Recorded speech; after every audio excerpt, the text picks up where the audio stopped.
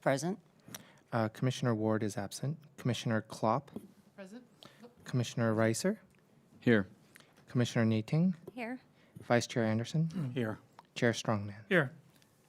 Thank you. Moving on to item number 2, the consent calendar. We do have one item on the consent calendar, the adoption of the minutes of April 11th, 2024. Do we have somebody who would like to discuss it or make a motion to accept it? Move acceptance of the minutes of April 11th, 2024. Second. Please call the roll. Commissioner Kwok. Yes. Commissioner Ward is absent. Commissioner Klopp. Approve. Commissioner Reiser. Yes. Commissioner Nating. Yes. Vice Chair Anderson. Yes. Chair Strongman. Yes. Motion passes. Thank you. And moving on to public communications, this portion of the meeting is reserved for comments on items not on the agenda. Under the Brown Act, the Commission cannot act on items raised during the public communications, but may respond briefly to statements made or questions posed, request clarification, or refer the item to staff. Do we have any public communications? Seeing none, we will close public communications and move on to public hearing. And our first hearing is residential and mixed-use objective development standards and updates to the design review process, application, type zoning text amendment, and the location is citywide. So we'll start with staff.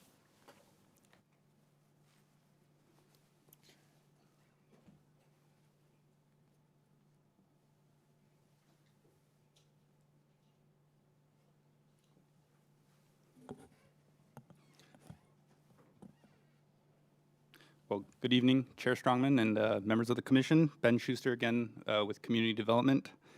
We're bringing tonight proposed amendments to the city's zoning ordinance to implement objective development standards, an updated design review process, and associated administrative cleanup items. So if you recall back on March 28th, we were here before you about a month ago, and we kind of gave you a comprehensive overview of how we were working to implement state law and then council's direction as well. So tonight is going to be much more succinct, and it's just going to consist of a quick recap of kind of the overall project, recommended actions for the commission to take tonight, and then some next steps. So why are we doing all this work? We're responding to kind of a slate of recent state housing legislation that has outlined streamlined residential permitting processes and then the use, or rather the requirement of objective standards for such projects. In addition, the city recently adopted a new and state-certified housing element, which outlines a number of programs and policies for streamlined residential approvals. And then finally, City Council, for the last 4 years, has had an economic development priority regarding permit streamlining. So in response to these guiding parameters, we've done a number of different things. We've gone ahead and overhauled our design review process. We've updated our very outdated 1996 design review guidelines. And we've more generally transitioned to using objectively written standards. So as I mentioned, we were here about a month ago on March 28th, and we did a number of things at that time. We presented to you the residential and mixed-use design review standards and guidelines booklet. We also gave you an overview of the new and updated development standards that are proposed in the zoning ordinance. And then we also shared with you the design review process changes as well as the associated code cleanups. So at that time, on March 28th, no action was taken by the Planning Commission because no action was required. This was just for informational purposes only. the updated or new development standards that we presented, the Planning Commission recommended no change. And then the same with the updates to the design review entitlement process. There were no changes recommended by the Planning Commission. And overall, if the commission remembers, basically the direction to staff was keep moving forward and to implement these changes. And so that's exactly what we've done. And so all those changes are included as Exhibit A to Attachment 1 of your packets.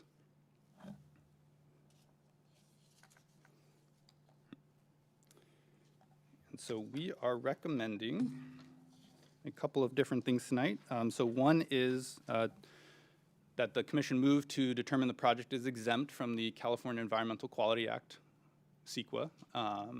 And then two would be to adopt a resolution which would recommend the city council adopt an ordinance, amending the zoning ordinance to implement three things. That would be, again, the new or changed development standards that are now written objectively. That would be the new design review process that we've gone ahead and made changes to based on council direction for streamlining. And then the last point being changes based around administrative alignment. If you recall that, it was changing the planning manager references to community development director.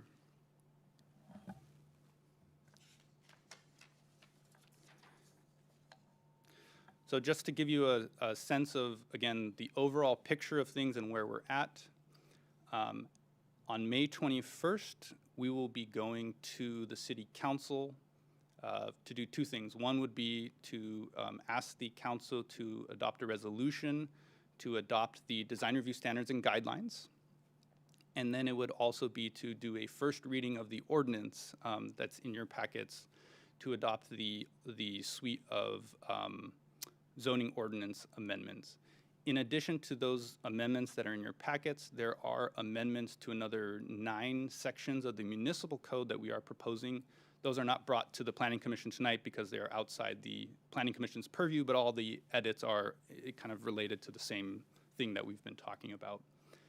We would go back to the council on June 4th for a second reading of the ordinance, and then the ordinance would go into effect 30 days after, on the 4th of July. And so sometime in June, we would likely come back to this body for some training on that new process. And then the last kind of next step is sometime later in the summer, we will be coming back to the various bodies, including this one, to introduce the non-residential side of things. So that's the non-residential design review standards and guidelines booklet. And then there's a number of remaining zoning code amendments, again, related to objective standards for non-residential projects. And so with that, I just want to make one administrative note before I close. We did receive 2 public comment letters earlier today. We did respond to those in a memo. So that's included in your packets. Or not in your packet, it was left, I believe, on the dais for all of you to read. So please feel free to take a few minutes to work through that if you haven't already. And so with that, I'll end my presentation, and we have a number of us available for questions. Thank you. Thank you for your presentation. I'll start with questions for staff.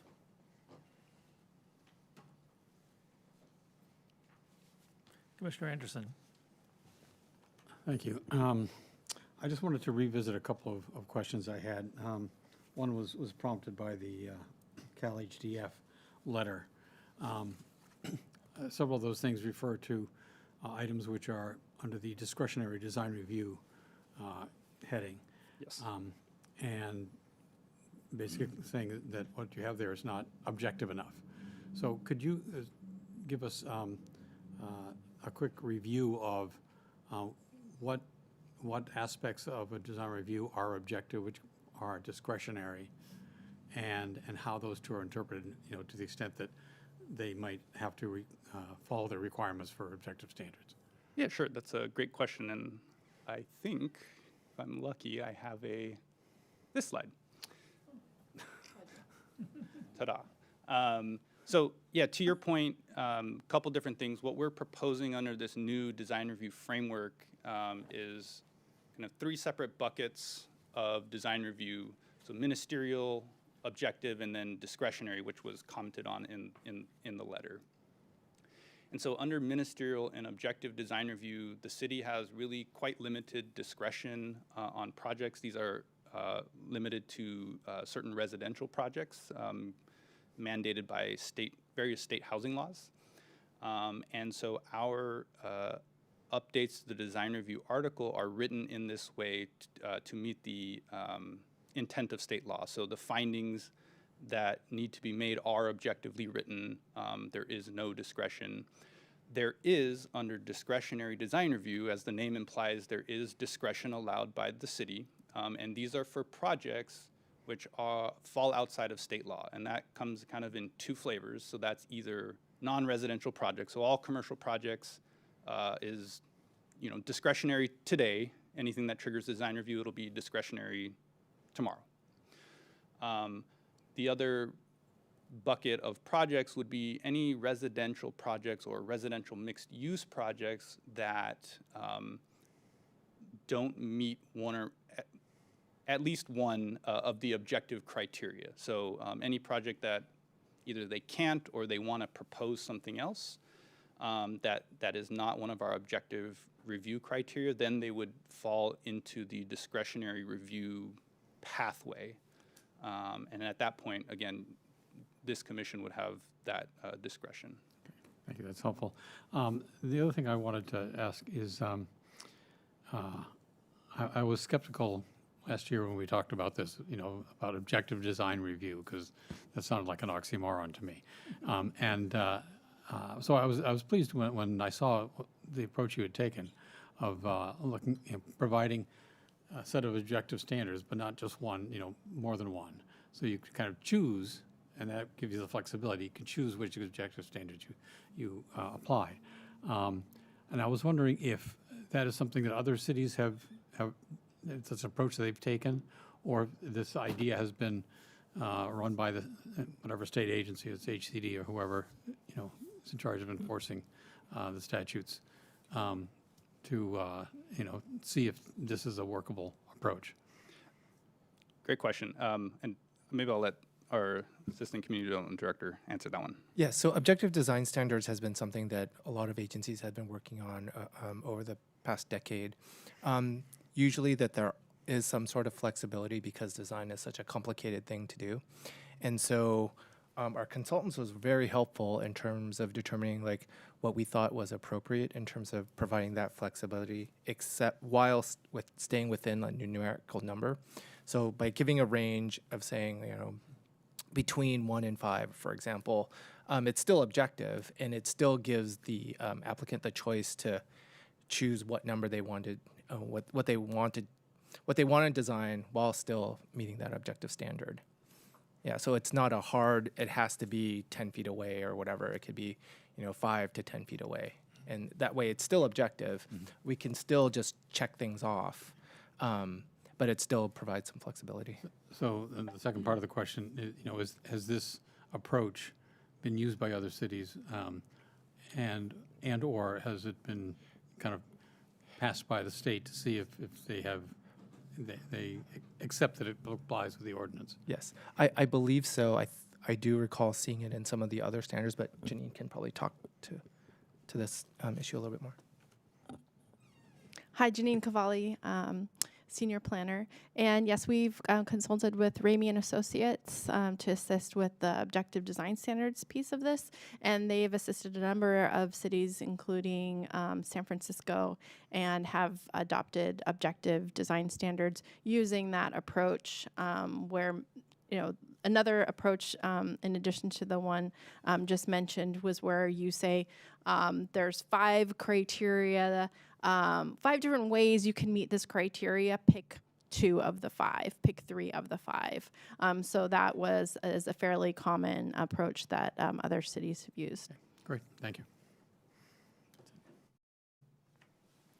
Someone else? No more questions? Okay, I do have a couple minor questions. Does this, assuming the city council passes this and becomes law, does it impact particularly what we've done up with the North Downtown overlay at all, and how?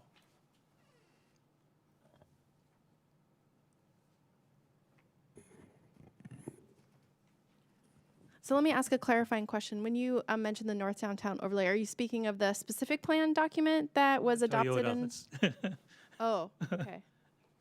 So Toyota, because that in that situation is a little bit different since they have a development agreement.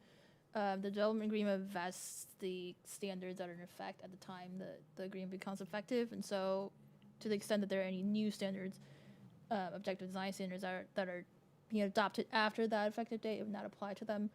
As for the new process, the new design review process, the city can still adopt such processes, and the development agreement has language regarding the applicability of that new process so it would apply, but as long as it doesn't conflict with the vested development rights under that Okay. agreement.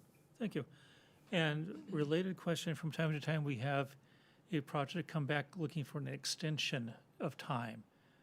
How would that be, these new regulations impact that decision? So the extension would go back to whatever body made the approval. So, for most design review, that will now be the Planning Okay. Commission, and so the extension requests would go back to this body. They wouldn't have to change their project at all? If I'm understanding correctly, no. Okay. Yeah. And I'll try. There's different types of extensions and different levels. Some are done by staff, some are done by Plan Commission or DRC. And typically when there's an extension request, there aren't a whole lot of changes. I mean, there might be some minor changes that staff could approve and or the Plan Commission or DRC could approve. Thank you. Any other questions of staff? Therefore, I will now open up public hearing on this. Is there any member of the public present that would like to make a comment on this item on the agenda? Seeing none, we will close public comments and bring it back to the commission for comments and possible motions. And just for clarification, do we have to have two different motions, one for CEQA and the second for the actual process? You do not, as you would adopt the resolution that includes the CEQA findings and the recommendation. Okay. So do we have any discussion or a motion?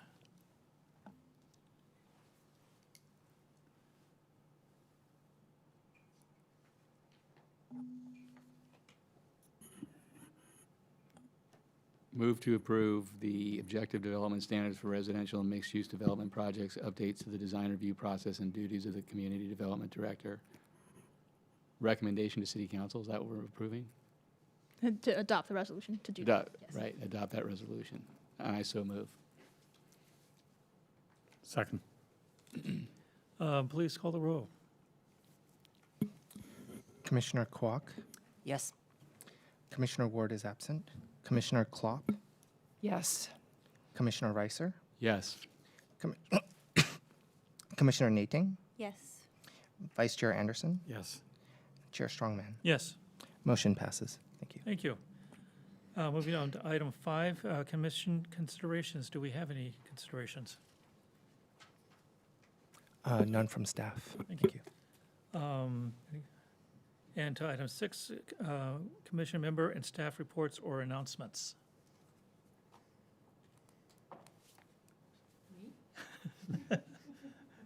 Your gala. The Trinity Center of Walnut Creek will be proud to celebrate its annual fundraiser gala on May 9th at the Ruth Bancroft Garden, and all interested are welcome to attend. Thank you. And with that, we will be adjourned. We have a record?